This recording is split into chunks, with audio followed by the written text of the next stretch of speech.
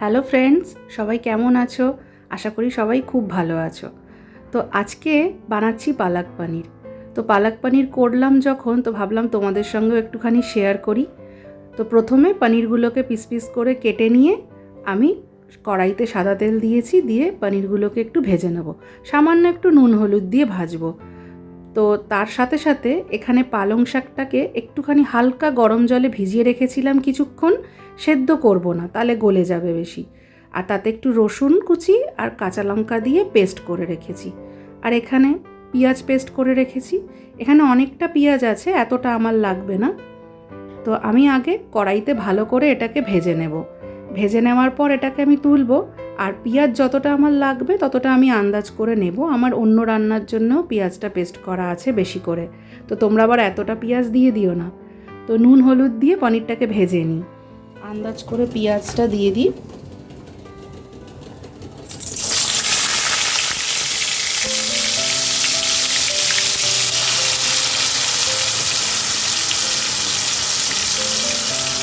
এতেই হয়ে যাবে। পেঁয়াজটা লালচে হওয়া পর্যন্ত ভাজবো। আর কিছুই না, একটু মিষ্টি দিতে হবে, নুন মিষ্টি। আর পালং শাক পেস্ট করাটা তো আছে, তার মধ্যেই দেওয়া আছে কাঁচা লঙ্কাটা। আলাদা করে আর কোনো লঙ্কা দেব না। মিষ্টি দিতে হবে, নামাবার আগে বাটার দেবো। এখন পেঁয়াজটাকে ভেজে নিই আগে। এতে আমি 1 টেবিল স্পুন মতো চিনি দিয়ে দিলাম। এখনই দিলাম, তাহলে পেঁয়াজের কালারটাও ভালো আসবে। সেই জন্য, কারণ মিষ্টি মিষ্টি হবে না, পেঁয়াজ তো অলরেডি আছে, পেঁয়াজেই মিষ্টতাটা হয়। হালকা একটু মিষ্টি ভাব হবে আর কালারটাও ভালো আসবে। এখন অনেকটা ভাজা ভাজা হয়ে গেছে। আর একটু ভাজা ভাজা হলেই আমি পালং শাক বাটাটা দিয়ে দেব।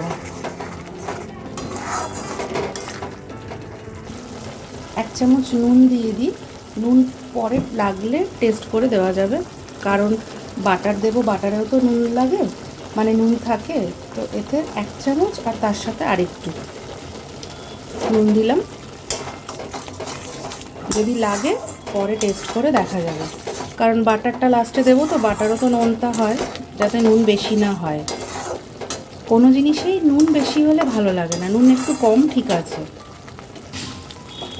এটা গোলাপি গোলাপি করে ভাজা হয়ে গেছে, দেখো কালারটা চেঞ্জ হয়ে গেছে। এবার আমি পেস্ট করে রাখা শাকটা দিয়ে দেবো।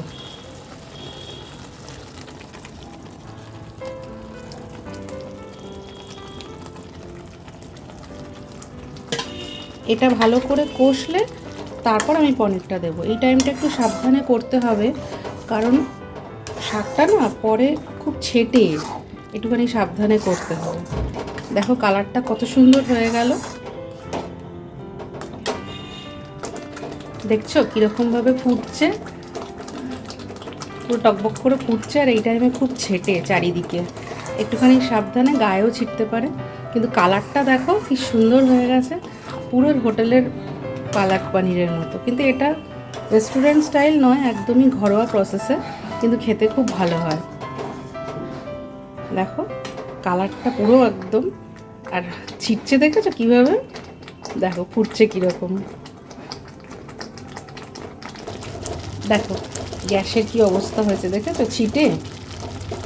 এতক্ষণে তো মশলাটাও কষে গেছে ভালো করে, শাকের সঙ্গে মশলা ভালো করে মিশে গেছে। এবার আমি পনিরগুলো দিয়ে দেব। অলমোস্ট হয়ে গেছে। এই নুন হলুদ দিয়ে ভেজে রাখা পনিরটা আমি দিয়ে দিচ্ছি এখন। এগুলো ভালো করে মিশিয়ে নিই। দেখো অলরেডি লাগছে না রেস্টুরেন্টের মতো।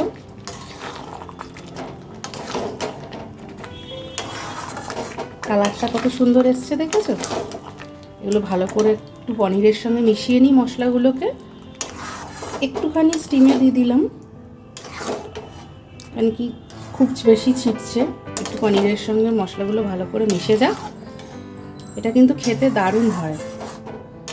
আর আমি একটুখানি কর্নফ্লাওয়ার গুলে রেখেছি, সামান্য 1 চামচ, যদি লাগে তাহলে দিতে পারো, কারণ শাক আছে, পেঁয়াজ আছে, সব কিছু দিয়েই তো একটা জল ছাড়ে। যদি প্রয়োজন হয় একটু দিতে পারো। যদি দেখো যে জল ছাড়ছে, না দিলেও হয়, স্কিপ করলেও ওটা হয়। তার জন্য টেস্টের কিছু ডিফারেন্স হয় না, ওটা জাস্ট যদি জল ছাড়ে পরে রেখে দিয়ে একটু পরে খেলে যদি জল ছাড়ে, ওই জন্য একটুখানি ওটা দেওয়া যেতে পারে।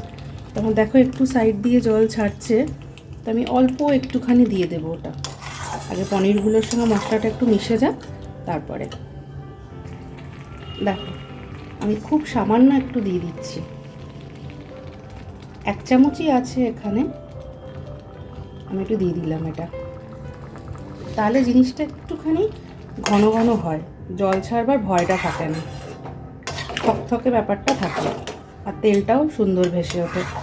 ব্যাস হয়েই গেছে। এবার নামাবার আগে জাস্ট একটুখানি ওপর দিয়ে বাটার ছড়িয়ে দেবো, তাহলেই রেডি হয়ে যাবে পালক পনির। আমার পালক পনির রেডি। আমি ওপর দিয়ে বাটার দিয়ে দিচ্ছি। দেখো বাটারগুলো আস্তে আস্তে মেল্ট হয়ে যাচ্ছে, কালারটা দেখো কি দারুণ এসছে। এবার এটা গরম গরম সার্ভ করলেই হয়।